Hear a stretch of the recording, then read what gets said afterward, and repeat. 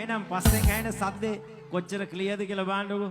ඒක දැනේ අධ්‍යක්ීම් තියෙන වාදකයෝ වාදනය කරනකොට කොහොම තමයි සද්ද එන්නේ. ඊටාම සුන්දරට එනවා.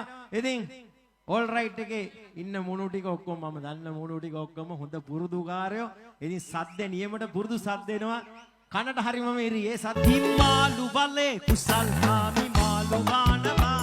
සිල්ලරං ඇවිත් සීලවති අකුණ මරනවා. ධනපාල වුණ පිනිහ මහ පාරේ හිඟනවා. මං අහලා නෑනේ සත්‍ය පාර ඇත්ත කියනවා. මාළු බලේ කුසල් හාමි මාළු ගානවා. සිල්ලරං ඇවිත් සීලවති අකුණ මරනවා. ධනපාල වුණ පිනිහ මහ පාරේ හිඟනවා. මං අහලා නෑනේ සත්‍ය පාර ඇත්ත කියනවා.